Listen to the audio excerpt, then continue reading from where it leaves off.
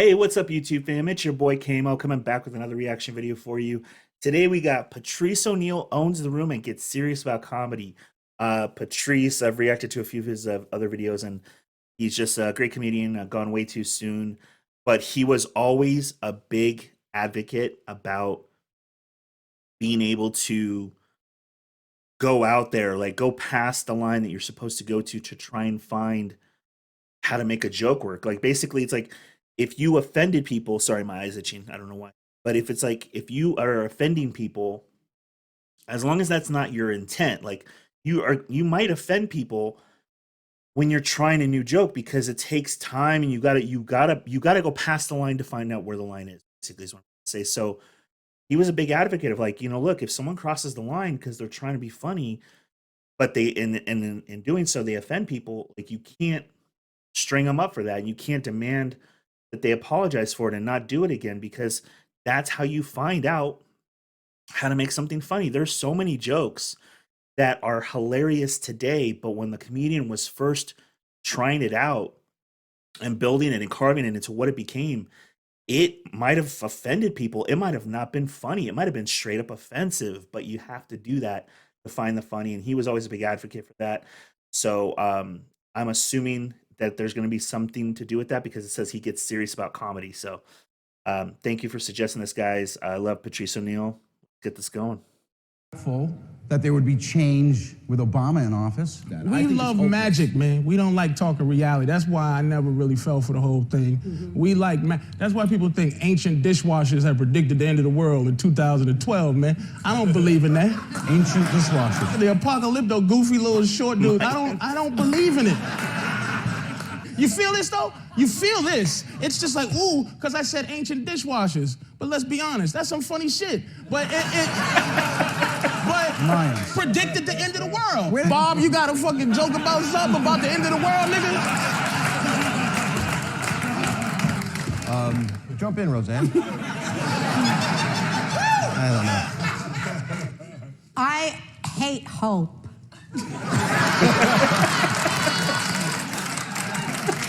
I got into a little trouble at the airport because, I have a whole issue with the TSA and all that bullshit security, which is a fucking puppet show, let's be honest. It's a joke. It's a total fraud.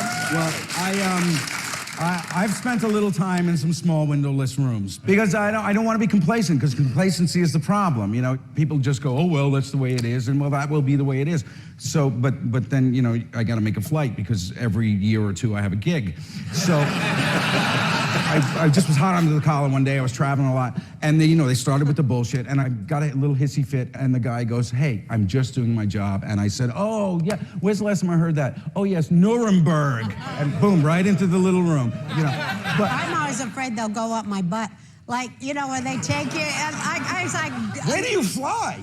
No, the guy... They put me in the little room, and the guy started putting on rubber gloves. I'm like, you can't go in my butt. You can't go in my butt. Because I'm terrified, because who knows what the fuck people are going to do now.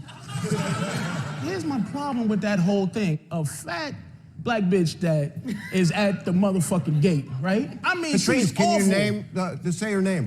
It has to be Tamika, and don't try to set me up to do your white humor for you, nigga. I feel you, Bob. I want to Here's the contact her. problem. I'm going to call her right now. Our first offense is someone trying to get home at 5 o'clock to see Maury versus somebody who lives, breathes, and eats killing me. And I don't trust them to make my life safe because they're reactive. They're not thinking of things. I think of things all the time on how do I blow up the airport if I'm a terrorist? I still don't understand what the problem is with having people looking inside your ass. I don't understand. I'm working with Did you ever think that when we were young, back when we were alive, that we would be going, we would be going to the fucking airport and see the army guys with like guns and badges and shit like this fucking Nazi Germany? Did you ever think it was going to be like that? Well, of course I didn't. Are you telling me? Okay. No, I didn't think that. Hey, Bob, say something attached to what the fuck they just said. All right.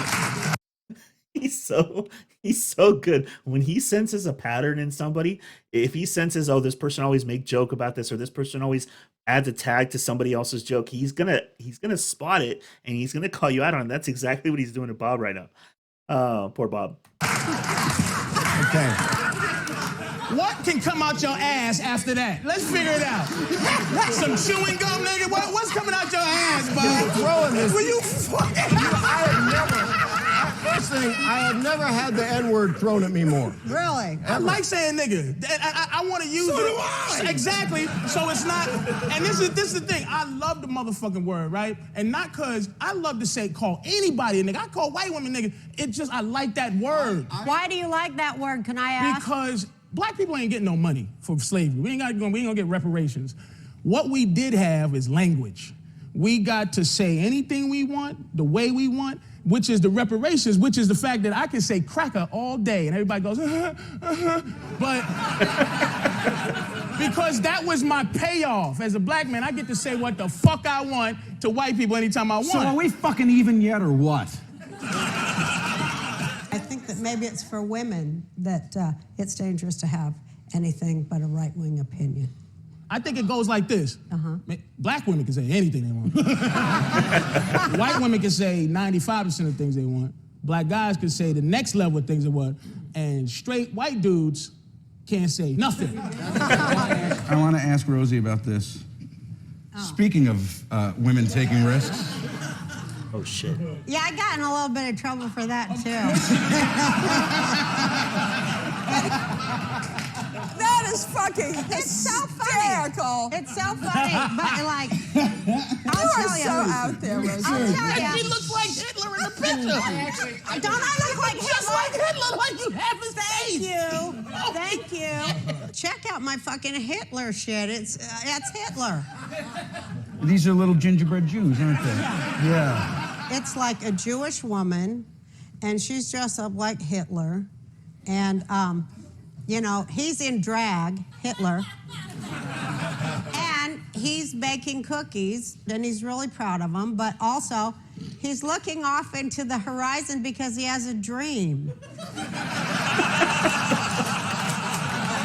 I don't know if anybody knows what the hell she's talking about right now, but that's what makes it funny, because I'm like, I think one thing about comedy is like, as a comedian, it's like if you can go out there and point out something that everyone in the audience is already thinking about or witnessing, or something you guys all just saw, like anytime you can get inside the mind of like the whole entire audience's head is one, it makes it so much funnier. And I feel like right now everybody is going, what the fuck is she talking about?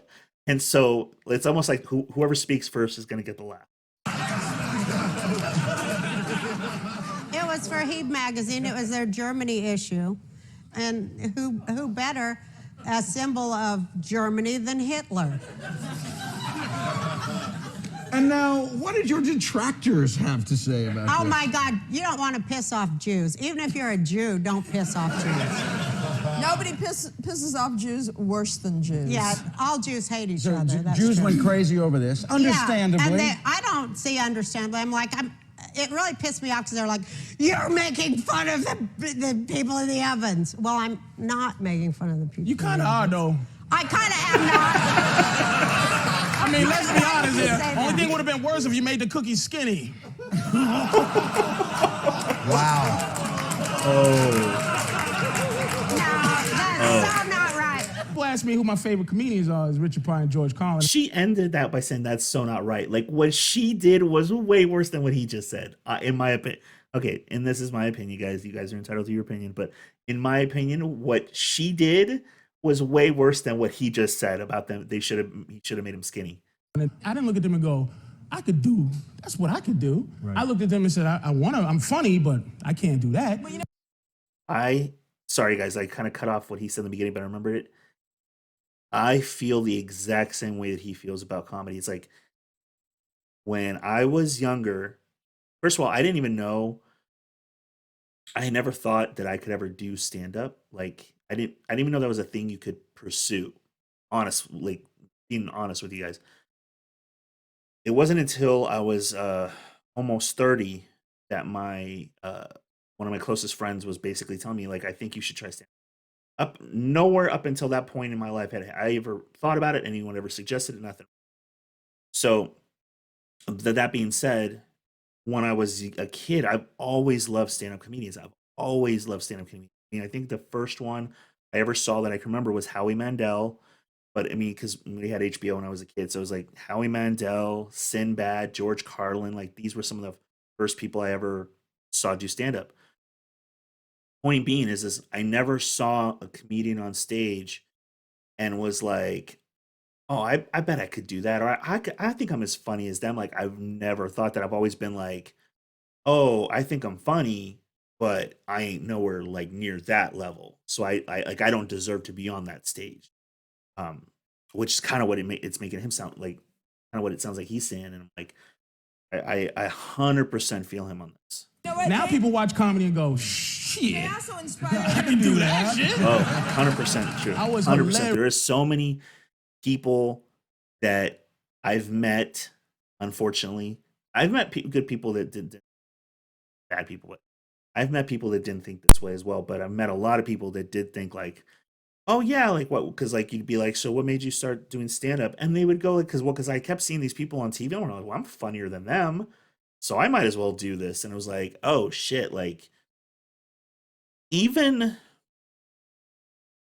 I feel like if I'm being 100% honest, like I feel like not a high percentage, like a very high percentage of comedians you see on TV, whether it's doing, you know, the Tonight Show or doing a Netflix special or wherever you see them, even on YouTube, like just whatever, I still feel like a large percentage of those people, I'm like respect, and I can't do what you do.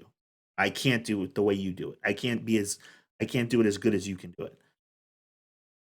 There's a very small percentage where, yeah, sometimes I do think I'm like, wow, that's kind of like, how did they even get this opportunity? I want, you know, like I have thought about it a few times, but the large majority of the time, I'm always like, wow, I could see why they got that opportunity, or I'm like, that was a great set. I could totally respect why someone put that on TV or whatever. But there's so many people you meet that are like, just like what he just said, that just look at comedians and they're like, and it doesn't matter if this is someone who has a Netflix special or someone who's just doing 5 minutes on, you know, Stephen Colbert. They watch it and they go, well, I'm funnier than that. I should just be on Colbert. I should be on Saturday Night Live. And you kind of just don't think about all the hard work and effort and time it takes to get to that. So I always give, anytime people get up, I'm always trying to give them respect and props. And even if I don't think they were funny, because this is something that's happened where you can watch and just not think they're funny, I still give them the respect though. You can think a comedian's not funny, but you should still give them the respect of like, but at least they had the balls, and this is for men or women, at least they had the balls to go up there and do it. Because there's so many people that talk a lot of shit that they think they can be funny, they think they can be a star, they think all this shit, but they're just, you know, keyboard jockeys. They're just talking, you know, they're what do they call it? Couch quarterbacks, whatever it is. It's like I got to give it respect to people do, because I know it's not easy. Start doing comedy, man. I hear that. Comedy I do took hear that. all I my hear funny away, man. Let me ask you this. Is it the commerce that did it to you? It's the fact that I had to pay a bill, and the fact that when I first started, I used to care about whether this guy laughed, this guy, this woman. But then as I got my first compliment on my first paycheck or whatever, I started to use people. You talking about in a business sense? Like if I think somebody isn't here that could do something for my career, I'm using these people to show you how funny I am to get what I want, as opposed to really loving them. But right. I'm trying to love the people again. That's what made me start comedy. So at what point did you realize that had happened to you and you decided to When I got stop? Suicidal. When I was sitting there broke, this is back when Burger King first came out with 99-cent sandwiches, and I had 2 of them on my stomach, 1 in my hand. And if I had a gun, because I came from the first time I ever did the Aspen Comedy Festival, I killed so hard I was scared I was gonna be famous and shit. And then it didn't happen like I wanted it to happen, and I got disappointed. And I said, fuck it. I'm gonna just do what I do. Which is why motherfuckers don't know me from a goddamn home. You heard the claps. Roseanne, wow! Wow! Wow! We should be wooing. Well, what about your material, man? You're feeling good about that? Yeah. I love that. I love being able to say anything I want. I had to learn to stop caring about people not laughing. Because the idea of comedy, really, is not everybody should be laughing. Right. It should be about 50 people laughing and 50 people horrified. Right. You know what I mean? It's supposed to be people that get it and people that don't get it. People, for some reason, the people who don't get it have a lot more energy to say you suck harder than the people who love And you. we only hear the one person that looks at us with hatred. But they usually also get up in the middle of your show and say, fuck you, and walk out. I've had that. I heard and that I you actually did fucked that someone. in the. I heard that Sandra. I will say it is. It's really hard when you're on stage and you're performing. And let's say it's in front of 100 people to make it easy. If 99 people are laughing, but one person that you can see visibly, you can see them, they're not laughing. It is so hard for that not to affect you. And it's the strangest thing because logically and rationally, you are making 99 people in this room laugh hard, and there is one person that's not laughing. You should be like, fuck them. They clearly don't have the right sense of humor. They don't like my style, whatever. But you just kind of focus on that one, and you just kind of now it's oh, well, fuck everybody else. Now my mission is to make this one person laugh, whatever I got to do. And it's really sad. It is 100% sad. I've been in that situation. I have my best friend who's a comedian. She's been in that situation. I've had other comedian friends. It's happened, I think, almost every single one of us. And it's one of those things too. It's when after the set is done, you're off the stage, you are mad at yourself for letting that one person get to you, regardless of whether you or not later on you were able to make that person laugh, or you finished your set and you never made them laugh once. Either way, you still are bothered that you let that one person affect how you were going to treat the rest of your set. So man, it's a hard situation. You have to stop worrying about your careers. Because you always say, stopped worrying about it. It's done. Mini-me. No. Vern I'm Troyer. 40 with high blood pressure and diabetes. I'm finished. I'm the oldest dude during this show, man. You're not. You're fine. Vern Troyer is going to do another movie, Mini-Me. If he can get shot out of a cannon into a vagina, you're going to work the rest of your life. Here's the funny shit about Bob. He leaves in like this shit's poignant. Let me tell you something about vagina, son. Bob, just finger something already.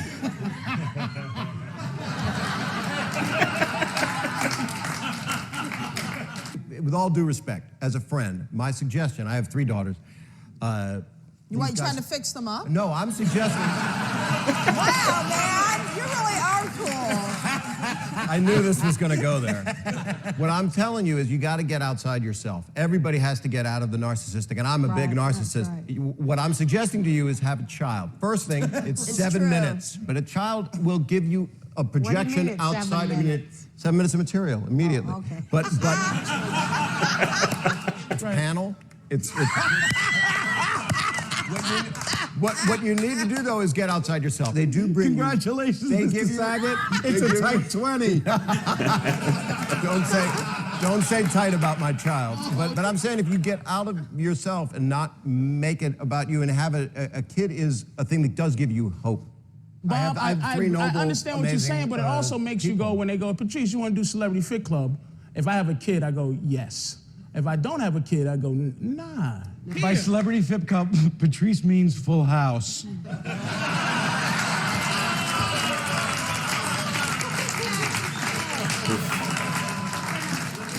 Okay, I did the show. Hello, my name is Bob. I did Full House. Hi, Bob. And it's Okay, just, no kids. Good question, Bob. You have no children.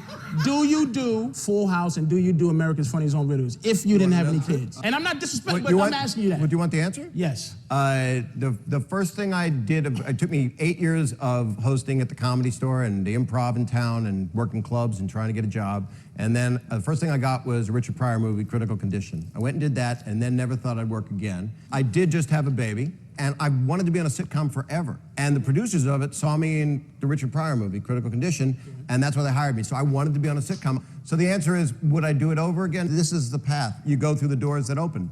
And if a door doesn't open, you can't push on it because you're fucked. Yeah. So, you know, I would play the gay father of 3 again. Fair enough. Fair enough. Not You now. were gay on that show? You weren't gay on that show, were you? No, I lived with 2 men in San Francisco. I was not gay. I don't judge people in Hollywood that do anything because you just don't know, man. If Steven Spielberg says, hey, you're going to be in Jaws 12. If you get a call from Steven Spielberg and he says you're in Jaws 12, you're going to be chum. That's what I was thinking, actually. You don't want. Do not take it. Don't take that. It'll be the same call that Roseanne gets from Steven Spielberg when he says he loved that picture of you as the Nazi. Oh, yeah. Yeah, that'll happen. Next Shavuos. Did you get? Hey guys, this has been phenomenal. Thanks for What being a great here. show you've got. Thank you. This is your show, by the way, which I think is exciting Yeah, for, it is for all exciting. of us. It's exciting for me.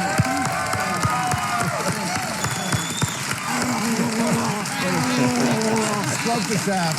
I'm going to tell you, I'm happy about that, too. Wait a second. I'm happy about that, too, because Provenza got nigga luck, and if he get a show on TV, I know I can get one on television. Thank you. Thanks for coming and playing. Roseanne Barr, Patrice O'Neal, Sandra Bernhard, Bob Saget. All right, guys. Well, that was the Patrice O'Neal Owns the Room and Gets Serious About Comedy. Man, I can't say it enough, guys. I mean, you guys already know I love Patrice, and he's so smart and funny and quick. Just, you know, makes very, very good points, and he's very methodical about how he goes about saying things and doing things. So I always say we lost him too soon, but I believe they're making a documentary about him. Another comedian, Steve. I think it might even be Steve Byrne. I'm not sure, but I know someone's doing a documentary about him, so I can't wait till that comes out. But if you guys could please like this video, and if you have any other videos you'd like me to react to, place them in the comment section down below. Appreciate you guys. Until next time.